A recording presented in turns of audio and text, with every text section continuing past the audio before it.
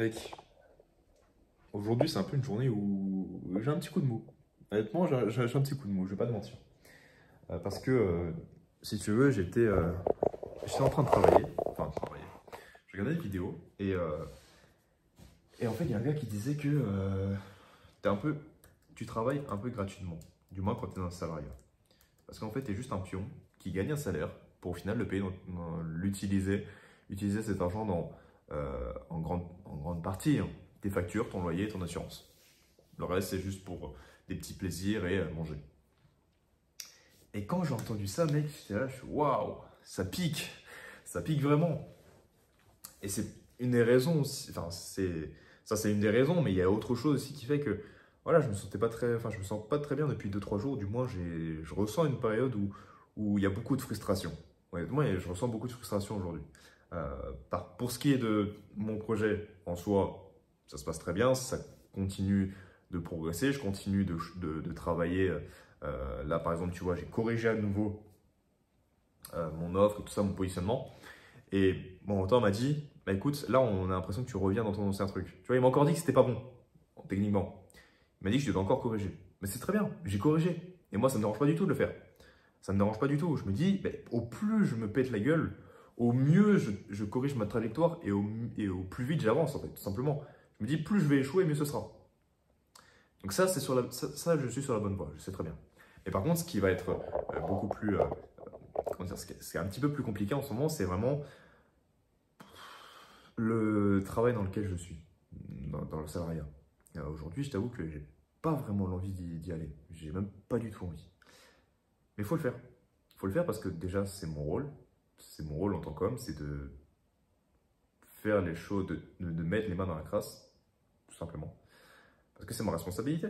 Et j'ai plus de facilité, plus de résilience mentale, contrairement à ma compagne. Et je me dis, bah, si je ne travaille pas, je peux pas vivre, entre guillemets.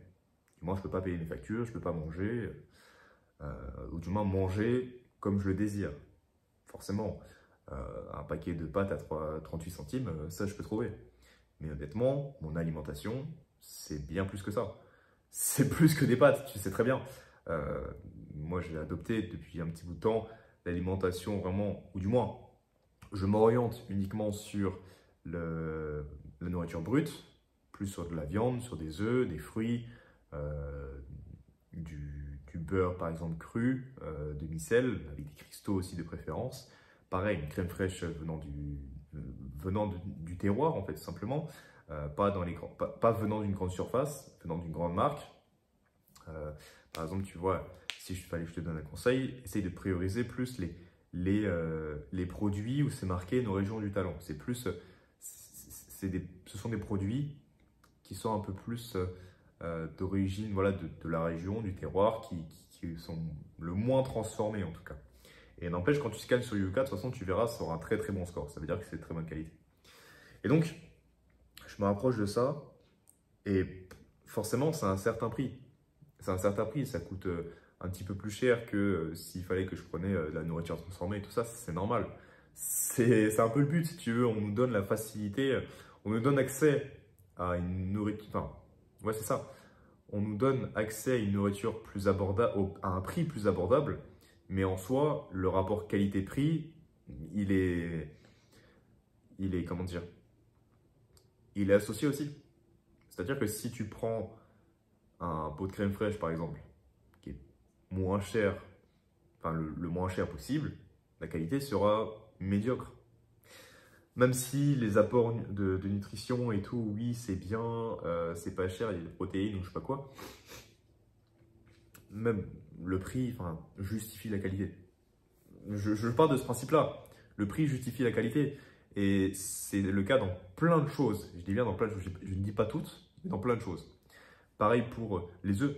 Les œufs bio, peut-être que ça va coûter 1 euro, voire 2 € plus cher, mais au moins tu es sûr d'avoir des œufs de qualité. Voilà. Même si c'est de la grande production, mais au moins tu sais très bien que c'est de la bonne qualité. Ce sont des bio, c'est pas au contact avec le sol, avec la merde. Non, comment dire, il y a des restrictions, il y a des normes pas d'hygiène, et comment me dire ça? de respect de qualité, tout simplement. Et pareil pour chez le boucher, par exemple, tu vois, tu vas peut-être prendre une entrecôte en grande surface qui va te coûter, allez, 5 euros. Si tu vas chez le boucher et qu'elle te coûte 8 euros, bah, c'est peut-être normal, parce qu'en fait, c'est des vrais prix. J'avais une vidéo comme ça qui expliquait que si vous trouvez que la nourriture de bonne qualité est chère, c'est pas qu'elle est chère, c'est juste qu'elle est au prix exact de ce qu'elle doit être. Et que si tu vois de la nourriture moins chère, c'est qu'elle est de mauvaise qualité, du moins de moins bonne qualité. La plupart du temps, c'est ça. Je prends par exemple un steak haché. Tu prends un steak haché surgelé, un paquet de 12, ça va te coûter, je sais pas combien ça va te coûter, ça va te coûter 10 balles. Ça va te coûter 10 balles un paquet de 10 steak hachés en surgelé. Alors que si tu prends un steak haché qui te coûte 4 euros, c'est la vraie viande hachée qui ne vient pas de je ne sais quelle usine. Limite c'est pas comme si, limite c'est comme si elle était hachée devant toi, mise en place. Et tu vois l'aspect quand même visuel que c'est pas du tout la même chose. C'est pareil, tu vois. C'est comme ça dans tout. Mais donc voilà, je me suis emporté un petit peu. Je me suis un peu trop emporté. Mais tout ça pour dire que voilà, il y a des moments où toi aussi, tu auras des périodes assez basses, des périodes où tu n'auras pas envie. Que ce soit dans la création de ton projet, dans le sport, même dans le travail aussi. En fait, ça, il y a quelque chose qui est inévitable. C'est que tu es un homme, tu dois faire ce qu'il faut. Tu dois mettre tes mains dans la crasse. C'est tout. T'as rien d'autre à faire. T'as juste à accepter la période basse pour qu'après tu puisses obtenir la période haute. Et vice versa. Tu acceptes la période haute.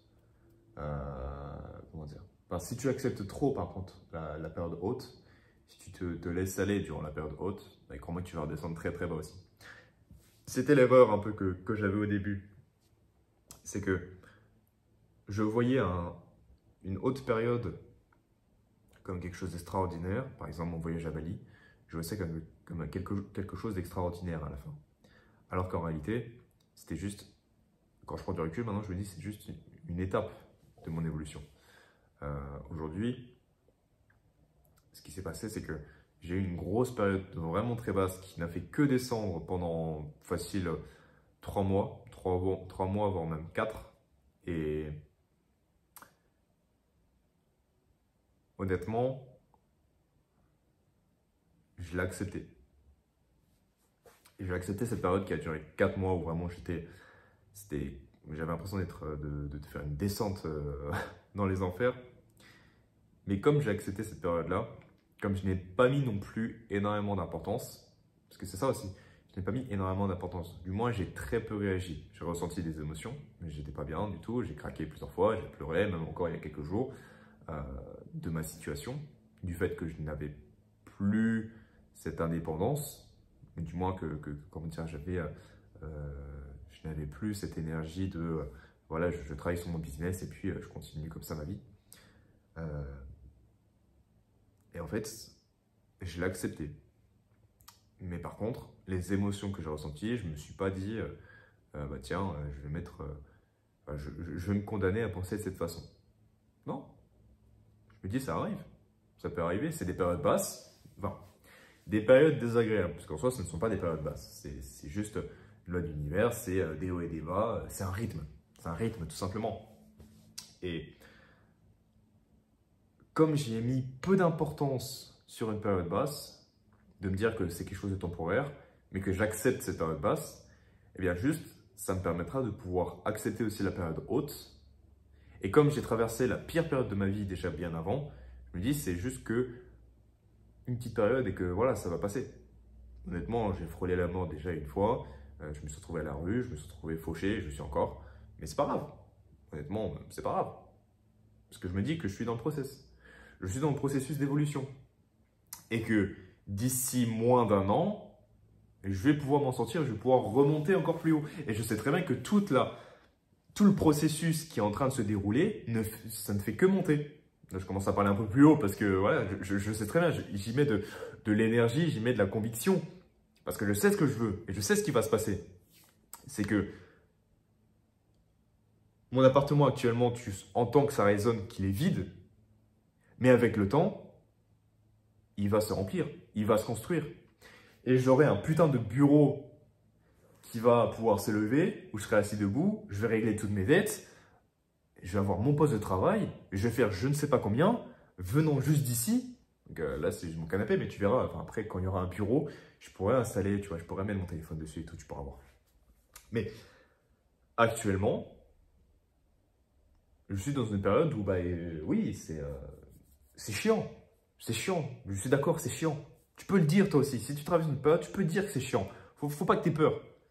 Faut pas que tu aies peur de dire ce que tu penses réellement. Parce que sinon, on va te marcher dessus.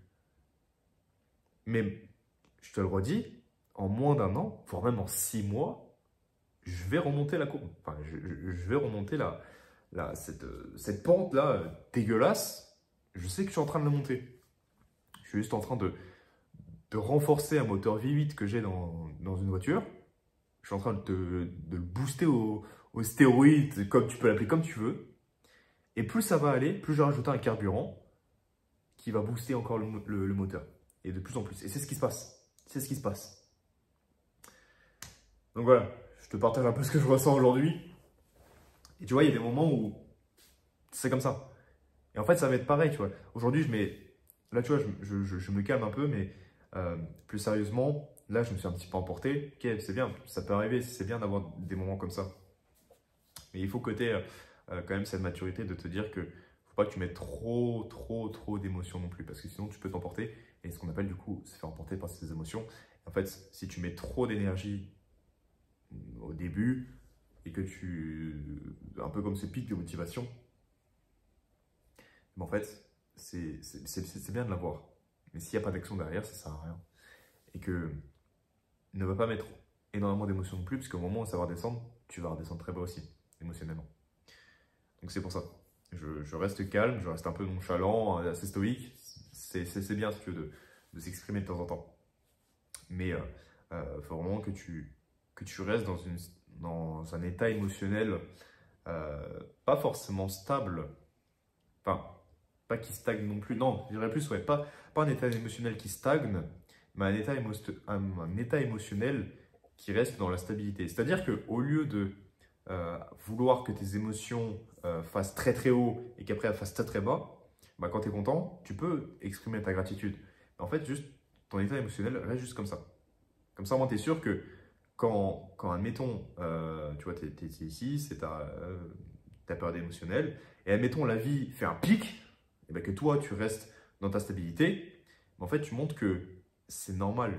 Ton état émotionnel indique que un pic comme ça dans ta vie, c'est normal. C'est censé, c'est ce qui est censé t'arriver.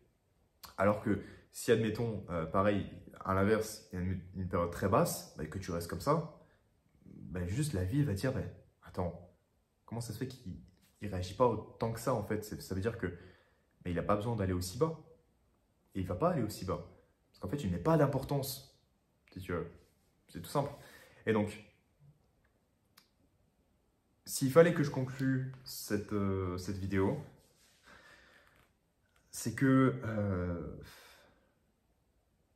tu sais à quoi enfin, si tu sais concrètement, réellement ce que tu veux, que tu t'es donné un objectif sur le long terme et que tu sais pertinemment que tu vas atteindre, tu